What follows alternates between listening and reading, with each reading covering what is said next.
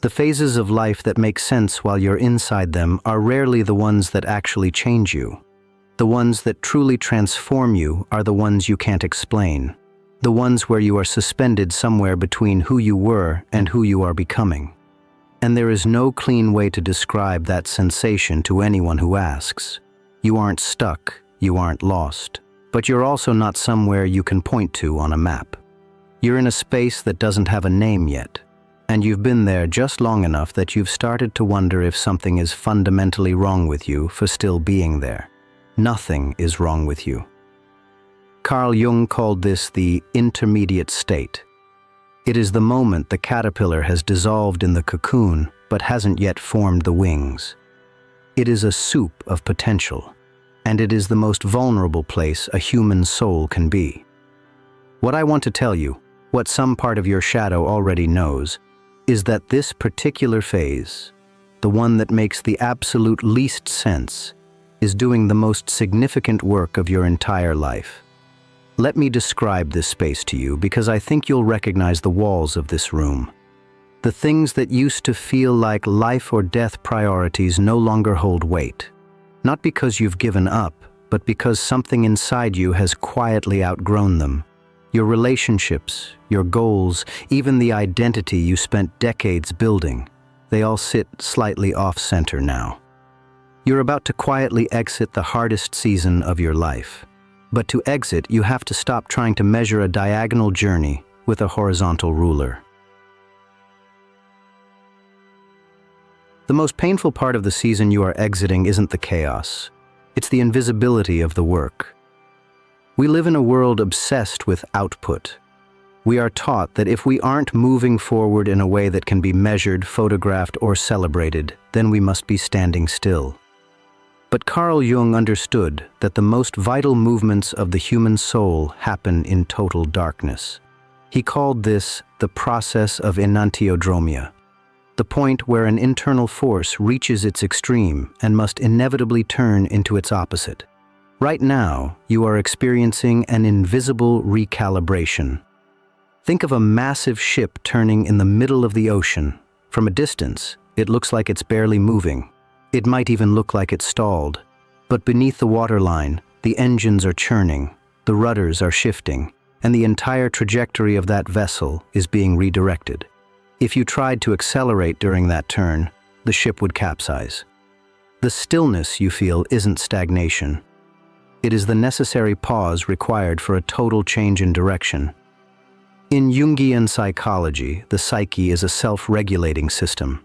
When you have spent years living out of balance, perhaps over-identifying with your career, your role as a caretaker, or a version of yourself that was built for others, the unconscious eventually pulls the emergency brake. It forces a recalibration. This is why things that used to be easy now feel impossible. This is why you feel a strange fog over your ambitions. Your internal OS is being rewritten. You are currently in what Jung referred to as the nigredo phase of alchemy, the blackening. It is the stage where the old you is broken down into its base elements. It feels like a hard season because your ego is fighting to keep the old structure alive. Your ego wants the old scorecard. It wants to know the plan. But your soul is doing something much more sophisticated. It is reallocating your life force, your libido, away from the external world and toward your interior foundation. This recalibration is invisible because it's happening at the level of your values and your nervous system. You are being load-bearing for a future you cannot yet see. If you were to step into your next chapter right now, with your old anxieties and your old need for approval, you would break. The weight is actually a form of protection. It is the time required for your roots to grow deep enough to support the height of the tree you are about to become. The danger of this phase is that you will mistake this recalibration for failure. You will look at the people around you who seem to be winning and feel a sense of shame. But you must understand, they are playing a different game. They are in a season of harvest. You are in a season of soil enrichment. One cannot exist without the other. the hardest season ends the moment the recalibration is complete. You will know it's finished when you wake up one day and the heaviness is gone, replaced by a quiet, immovable clarity. You won't need to find your way. The way will have been built inside of you while you were waiting. Stop trying to force the gears to turn faster. The work is being done. You are being prepared. Trust the silence. It is the sound of your life coming back into alignment with your truth. One of the most subtle, yet profound indicators that you are exiting the hardest season of your life is a sudden, quiet shift in what you value. Specifically, whose yes you are looking for. Carl Jung spent a lifetime studying the persona, that social mask we wear to survive in a collective world. For years, you likely spent your psychic currency on the approval of others. You traded your time, your energy, and even your truth for the comfort of being understood, liked, or validated. In your hardest season, that currency went bankrupt. The people you tried to please didn't have the answers to your pain. The systems you tried to fit into didn't offer you a hand when you were in the trenches. This was a brutal realization, but it was also a necessary one. Jung believed that individuation, the process of becoming who you truly are, requires a total devaluation of external opinion. You are currently learning to trade in a new currency, internal authority. Think about the old you. Every decision was run through a silent committee of ghosts. You wondered what your parents would think, what your peers would say, or how your success would look on a screen. This created a split in your psyche. There was the person you were presenting to the world, and the person you actually were. The hardest season was essentially the friction between those two people. The pain was the sound of the mask cracking. As you exit this season, you will notice a strange indifference growing within you. It's not that you've become cold or cynical, it's that the approval you used to crave has started to feel like the wrong currency. It's like trying to use a discontinued coin in a new country. You realize that no amount of external "good job" can fix an internal "I am lost." Jung famously said, "I am not what happened to me. I am what I choose to become." To choose what you become, you have to stop asking for permission. This shift is terrifying because approval is a form of safety. When people agree with us, we feel safe in the tribe. When we stop seeking that agreement, we feel exposed. But this exposure is where the golden shadow lives. Your shadow isn't just made of your flaws. It's also made of your untapped power and your unique genius. Parts of yourself you repressed because they were too much or too different for the people around you. By exiting the need for approval, you are finally reclaiming your golden shadow. You might notice this in small ways. You stop over-explaining your choices. You stop feeling the need to defend your boundaries. When someone misunderstands you, you no longer feel a desperate urge to correct their perception of you. You've realized that their opinion of you is a reflection of their own internal map, not your territory. This is the birth of what Jung called the transcendental function. It is the ability to stand between the opposites, between the desire to fit in and the desire to be free, and choose freedom. In the comments of your life, the likes used to be your oxygen. Now, your oxygen is the truth. You are calibrating to a different frequency now, one that belongs to the version of your life you are actually moving toward. This new frequency doesn't care about the scorecard of your old life. It cares about the integrity of your soul. If you feel lonely in this phase, understand that this isn't the loneliness of being rejected. It is the solitude of being self-contained. You are no longer a leak looking for a plug. You are becoming a reservoir. You are learning that the only person who truly needs to witness your transformation is you. When you stop seeking the wrong currency, the hardest season loses its grip on you. The external world can no longer blackmail you with its disapproval because you no longer value what it's offering. You are free. You are sovereign. You are finally, after all this time, coming home to yourself. There is a specific kind of silence that accompanies the end of a hard season. It isn't the peaceful silence of a vacation or the quiet of a job well done. It is a heavy, pressurized silence.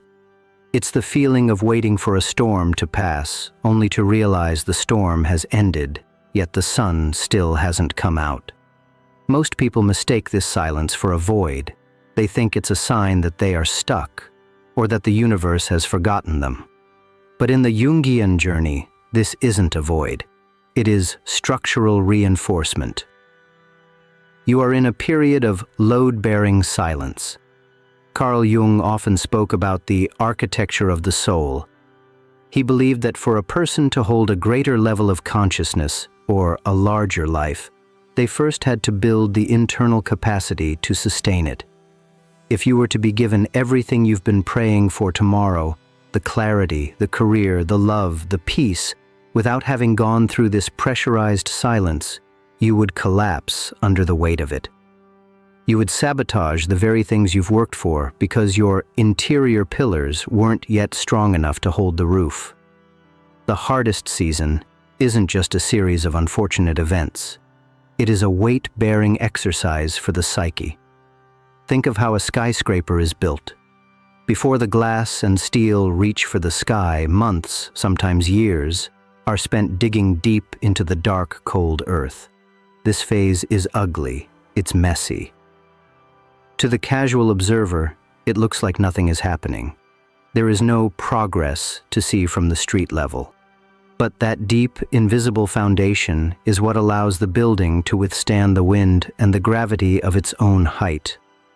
Your silence is your foundation. In Jungian terms, this is the phase where you are integrating the shadow. When you are forced to sit in the silence of a hard season, you are forced to look at the parts of yourself you've spent a lifetime avoiding.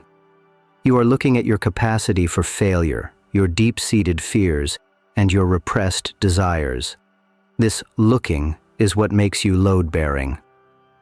A person who has faced their own darkness is far more stable than a person who has only known the light. Why? Because the person who has navigated the abyss no longer fears the shadows. They have developed a psychic density that cannot be shaken. This is why your transition is taking so long. It isn't because you are doing something wrong. It's because you are being prepared for a heavy life. Not heavy in the sense of burden, but heavy in the sense of substance. Jung warned against the puer aeternus, the eternal child who wants the rewards of life without the weight of responsibility. The hardest season is the cure for the eternal child. It is the initiation into the sage or the king-queen archetype. It is the process of becoming someone who can hold power, influence, or deep love without being corrupted or crushed by it. Have you noticed that your threshold for stress has changed? Things that would have sent you into a spiral 3 years ago now barely register on your radar. That isn't because the world got easier, it's because you became more load-bearing. You have survived the pressure of the intermediate state, which means you have been tempered like steel. This silence is also where soul ripening happens. Jung believed that the most significant changes in a human being do not happen through the will of the ego, but through the ripening of the self. You cannot will a fruit to ripen faster, and you cannot will your transformation to finish before it's ready. If you exit the cocoon before your wings are hardened, you won't be able to fly. The silence is the time required for your new identity to set. It is the chemical reaction taking place in the dark. If you are feeling frustrated by the lack of visible movement, I want you to reconsider the metric you are using. You are looking for horizontal progress, a new job, a new relationship, a new location. But you are currently in a vertical phase. You are moving down into your roots so that you can eventually move up into your canopy.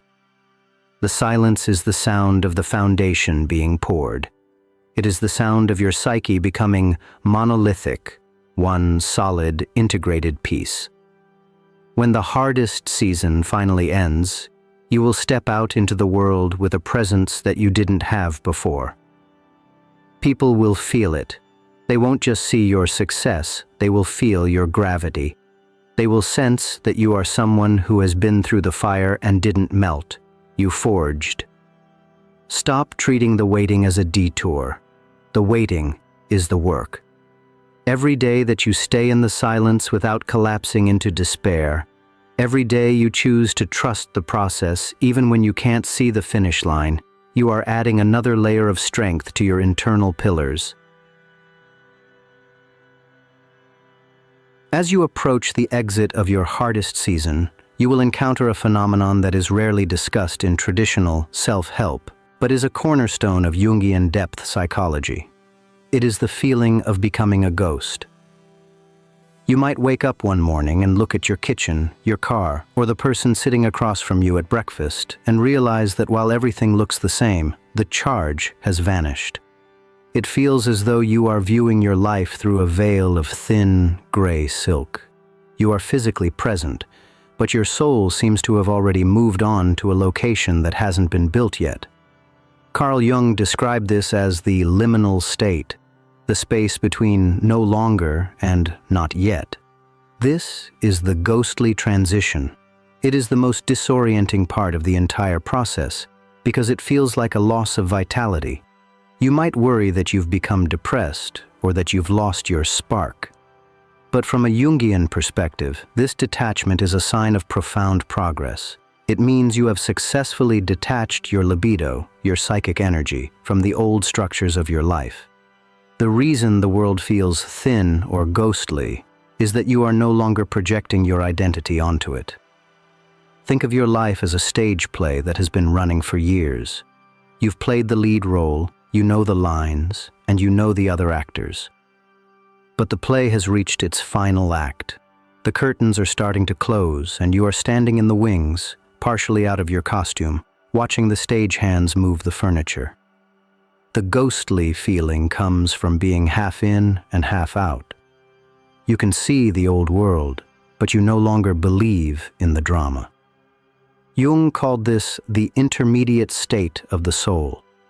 In this space, the ego is undergoing a kind of temporary dissolution. The old version of you, the one who struggled, the one who fought the hardest season, is fading away. But the new version of you, the one who is sized for the next chapter, hasn't fully materialized in the physical world. For a brief, haunting period, you are neither here nor there. You are a bridge. This phase is hard to stay in because it is fundamentally lonely. When you were in the heat of the struggle, people could see your pain. They could offer support or advice. But in the ghostly transition, there is nothing to see. To the outside world, you look like you've made it through. They expect you to be happy, to be back to normal. But you don't feel normal. You feel like a visitor from a distant country who is just passing through your own living room. You have become unreadable, even to yourself. You might find yourself walking through your day in a state of objective observation. You watch yourself speak, you watch yourself work, you watch yourself navigate the world, but you feel a strange, calm distance from it all. Jung believed this was the birth of the transcendent function. It is the part of your psyche that stands above the conflict of the opposites. You are no longer in the storm. You are the sky that holds the storm. The world hasn't caught up to your internal shift yet. There is always a lag time between a psychological death and a physical rebirth. Your internal landscape has already been reorganized. The tectonic plates of your soul have already shifted. But on the surface, the old buildings are still standing. You are living in the ruins of your old life while the new one is still being drafted in the unconscious. The danger of this part of the journey is that you will try to reanimate the ghost. You will feel so uncomfortable with the emptiness that you will try to force yourself back into the old drama. You might pick a fight, take on a new project you don't care about, or try to fix a relationship that has already served its purpose, just to feel solid again. But you must resist the urge to go back. Being a ghost is a sacred state. It is a period of psychic fasting. In the ancient mystery schools, this was known as the in-between time, where the initiate was kept in silence and darkness to ensure the old self didn't sneak back into the new life. This lack of solidity is what allows the new version of you to take shape without being restricted by the concrete of your past. If you feel like a ghost today, I want you to take a deep breath and realize the world feels unreal because you are becoming more real than the world. You are no longer defined by your circumstances. You are no longer trapped by the roles you used to play. The thinning of your reality is actually the thinning of your prison walls. You are standing in the doorway, and the fog you see is just the mist of a new morning. One of the most painful reasons why it feels like you are still stuck in your hardest season, even when the worst of it is over, is that you are still holding an old scorecard up to a game that has changed entirely. In the Jungian journey, we often talk about the first half of life versus the second half of life. The first half is governed by the ego. It has a very clear scorecard: accumulation, achievement, social standing, and the fulfillment of external expectations. Success is measured by how much you have, how you are perceived, and how well you followed the map handed to you by society. Most people enter their hardest season precisely because that scorecard has failed them. Yet, as you stand at the exit of this period, you are likely still judging yourself by those old metrics. You look at your life and think, "I'm not where I should be," or "I've lost so much time." You feel like a failure because you are measuring a spiritual transformation with a material ruler. In this video, I want to tell you, the scorecard is dead, and its death is your liberation. Carl Jung observed that the psyche does not care about your bank account or your job title in the way your ego does. The psyche cares about wholeness. It cares about whether you are becoming a real human being, someone who is integrated, conscious, and authentic. The hardest season of your life was essentially a hostile takeover by the self. It came to burn the old scorecard because that scorecard was keeping you small. It was keeping you trapped in a version of success that didn't actually belong to you. The reason you feel a sense of failure right now isn't because you failed. It's because you are transitioning between two entirely different value systems. You are moving from a life of quantity to a life of quality. Think about the metrics you used to use. Perhaps it was how many people liked you, how much work you could grind through in a day, or how perfectly you could maintain the persona of being okay. Now look at your life today. Those things might feel distant or even repulsive. This isn't because you've lost your drive. It's because your soul is refusing to play that game anymore.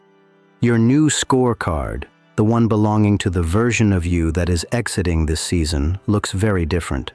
It doesn't track output, it tracks depth. On this new scorecard, a win looks like how honest you are being with yourself when no one is watching. The ability to say no to something that drains your spirit, even if it looks good on paper. How much space you've made for your own silence. The degree to which you trust your own intuition over the experts in your life. Your capacity to sit with discomfort without trying to numb it. These are the metrics of individuation. To the world, these might look like nothing. To a society obsessed with the hustle, these look like stagnation. But in the architecture of the soul, these are everything. They are the load-bearing pillars we talked about earlier. The hardest part of exiting this season is the courage to put down the old ledger. It is the willingness to look at the lost time and see it not as a waste, but as an investment in your own foundation. Jung once said, "The most terrifying thing is to accept oneself completely." Accepting yourself means accepting that the hero who was winning by the old rules had to die so that the human could live. If you feel behind, ask yourself, behind whom? If you feel like you've failed, ask yourself, by whose standards? When you stop measuring your progress by the metrics of the version of you that no longer exists, the hardest season officially ends. The exit isn't a physical door. It's a psychological one. It's the moment you stop apologizing for the fact that your life doesn't look like the brochure anymore. You are building a life that is sized for the soul. This requires a level of integrity that the old scorecard couldn't possibly track. You aren't losing the game. You are finally playing the one you were born for. The confusion you feel is simply the feeling of your values being reorganized around a truer center. Put down the old ruler. Stop punishing yourself for not being the person you were before the fire started. That person couldn't have survived what you've been through. The person who stands here now, the one who values peace over performance and truth over likes, is the one who is actually winning. As you stand at the threshold of this exit, you are likely waiting for a sign. You are waiting for a map, a 5-year plan, or a clear calling to settle the dust of the last few years. You feel that once you have the blueprint, the anxiety will stop and the real life will begin. But here is the difficult Jungian truth. The uncertainty isn't the obstacle to your new life. The uncertainty is the blueprint. In the world of alchemy, which Jung studied deeply to understand the psyche, there is a concept called the prima materia, the first matter. It was described as something chaotic, formless, and often repulsive. Yet the alchemists believed that without this chaotic mass, the gold could never be created. You cannot have a transformation without a period of profound not knowing. If you had a clear plan right now, you would simply be rebuilding your old life with new materials. Most of us try to build our future using the logic of our past.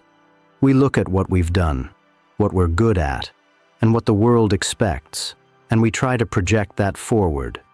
But the hardest season came to break that projection. It came to strip away your shoulds, so that something organic, something belonging to the self rather than the ego, could emerge. When you don't know what's next, you are finally in a state of pure potentiality. Jung called this the creative waiting. It is the ability to stay in the tension of the unknown without reaching for a premature answer. Think about why uncertainty feels like an enemy. To the ego, uncertainty is a threat to survival. The ego wants to predict, control, and categorize.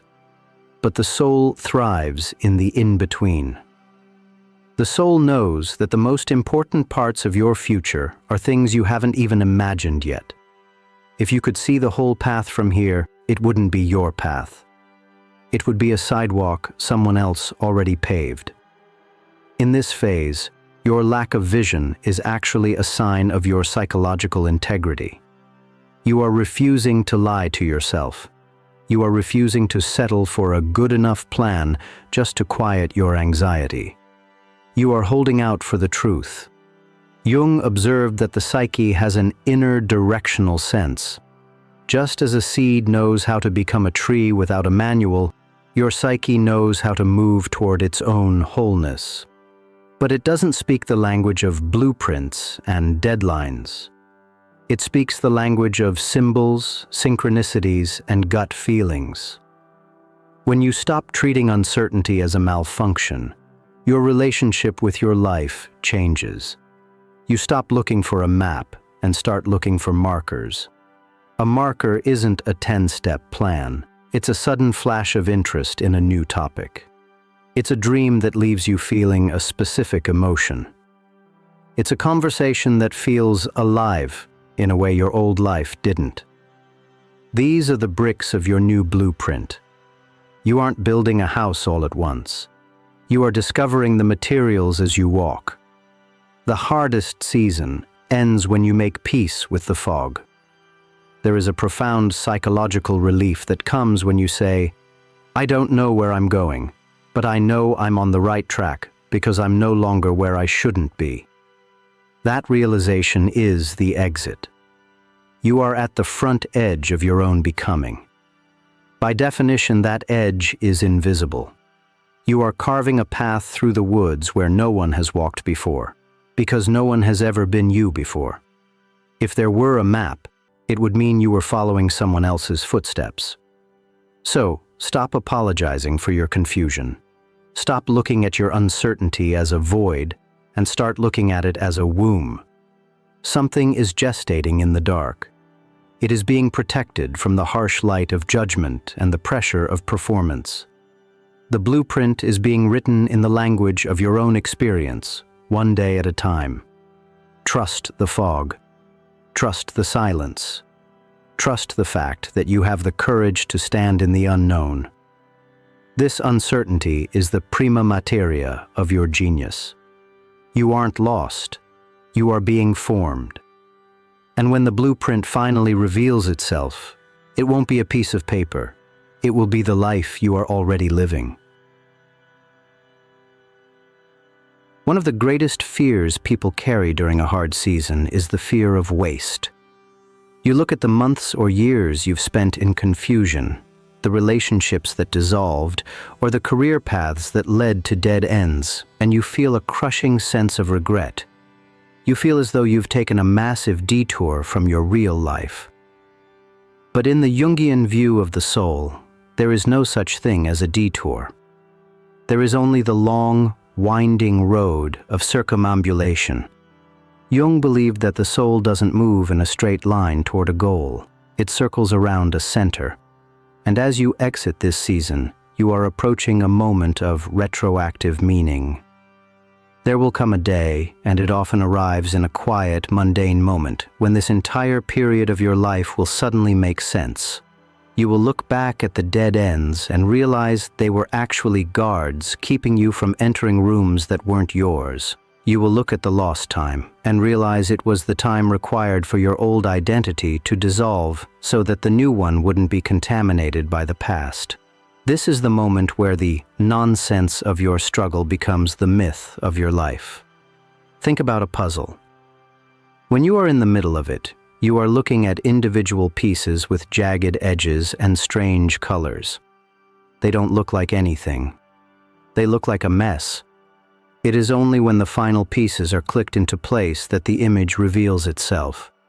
Your life is currently clicking those final pieces into place.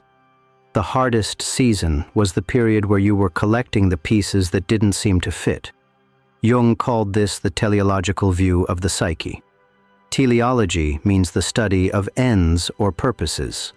While modern psychology often looks backward to find the cause of our pain, Jungian psychology also looks forward to ask, what is this pain trying to create? When you look at your struggle through a teleological lens, the narrative changes. You aren't just a person who suffered, you are a person who was initiated. The loneliness wasn't an abandonment, it was the space required to hear your own voice. The career failure wasn't a lack of talent, it was a rejection of a life that was too small for your soul. The confusion wasn't a malfunction, it was the cloud of unknowing that precedes every major spiritual breakthrough. In this phase, you begin to experience what Jung called synchronicity, those meaningful coincidences that seem to whisper that you are on the right track. You meet the right person at the right time.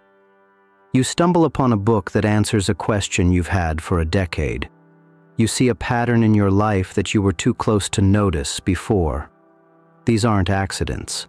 They are the psyche's way of showing you that the mess was actually a map. The relief of retroactive meaning is one of the deepest healings a human can experience. It is the aha moment of the soul. It is the realization that you didn't fail at your old life. You simply outgrew it. The fire that felt like it was destroying you was actually a refiner's fire, burning away the dross so that the gold of your true character could emerge. As you exit this season, I want you to stop trying to force the meaning right now. Meaning cannot be manufactured, it must be discovered. It is a fruit that ripens on its own schedule. If you try to find the lesson while you are still in the heat of the fire, you will only find cliches. But if you allow yourself to move through the exit with trust, the meaning will find you. One day soon, you will tell the story of this time in your life. And you won't tell it with a voice of shame or regret. You will tell it with the authority of someone who went into the abyss and came back with a treasure. You will see that if you had avoided the pain, you would have also avoided the power you now possess. The timing that seemed so wrong, the years you feel you lost, will be revealed as the perfect gestation period. You weren't behind, you were underground. And the version of you that is about to break the surface is more resilient, more compassionate, and more integrated than the version that went in. Trust that the arc of your life is moving toward wholeness. The hardest season wasn't a mistake in the script. It was the most important act in the play. Nothing was wasted. Every tear, every hour of doubt, and every silent battle was a thread in the tapestry. And very soon, you are going to see the whole picture. We have traveled through the invisible recalibration, the death of the old scorecard, and the ghostly halls of transition. We have looked at the silence and the uncertainty not as enemies, but as the very architects of your new life. But there is one final step required to fully exit the hardest season of your life, and it is perhaps the most important one, the act of witnessing. Carl Jung believed that for a transformation to be integrated, for it to stick, it must be acknowledged by the conscious mind. It cannot remain a vague feeling in the gut. It must be named. It must be spoken. In ancient traditions, this was the naming ceremony. In the journey of the soul, this is the moment you stop being a victim of your circumstances and start being the witness of your own evolution. When you are in a hard season, you feel invisible. You feel like your struggle is happening in a vacuum, where no one sees the effort it takes just to keep your head above water. But as you exit, you have the opportunity to turn that invisibility into sovereignty. You do this by standing in the truth of your experience and refusing to hide the scar tissue of your growth. Jung once said, "The privilege of a lifetime is to become who you truly are." Part of becoming who you truly are is owning the journey it took to get here. It's about looking at the fire you just walked through and saying, "I was there, it was hard, and I am different now." This is why I want to invite you into a collective act of witnessing. When we share our in-between states, we break the spell of the ego's shame. We realize that the stagnation we felt was actually a universal human initiation. By naming your phase, you provide a map for the person who is 3 steps behind you in the fog. You become the elder in the comments of your own life. I want you to take a moment right now. Don't think about what sounds good or what looks successful. I want you to look into your own heart and name the phase you are in today. Are you in the refining fire? Are you in the load-bearing silence? Are you in the ghostly transition? Go to the comments and write, "I am in the phase of your phase, and I am choosing to trust the process." When you type those words, something happens in your psyche. You are no longer lost in the fog.